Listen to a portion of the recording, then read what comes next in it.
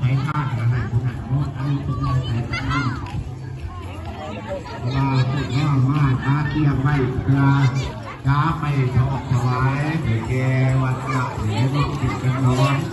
เพื่อนั่งไปบูรณะตาจะกินต้องขอนเนาะให้หัดไล่จ้าทุกสิ่งทุกอย่างเนาะ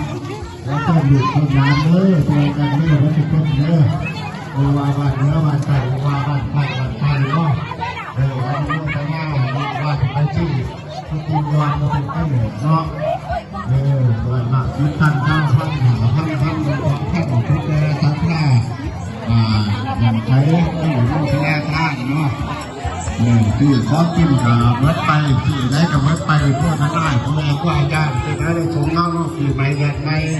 ก็ปาชนะเอาหายเพราะหายเป็นหายทุกข์หายเจ็บหายโรคหายไข้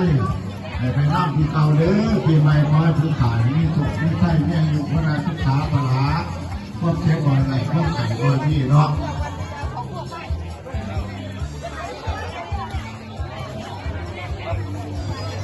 เรื่องพักกดเด้อเรื่องพักกดเดือดร้อนไปถวายวัดทงแง่แบบวัดบาทแง่เพื่อเรื่องฉลองที่หลังปีใหม่เดือนใหม่เนาะเข้าทีละพักกดถวายปัจจัยแกผู้แม่ผู้อาจารย์นักอาชีพานนี่ถือว่าเนาะผู้ขามีความทุกข์ก็สวัสดีความต้องการที่ถูกโรคไข้ที่วัดที่ให้ที่ไข่ที่น้าวตรงหายไปนั่งปีเก่าเนาะนี่มันเป็นปีใหม่เลยนะอาทักหน้าพระลงหน้าเลยเนาะ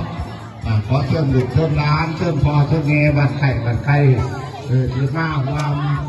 ง่ายๆเลยเนาะว่าทงน้ำพุทธรูปเนาะขอเชิญเด้อลูก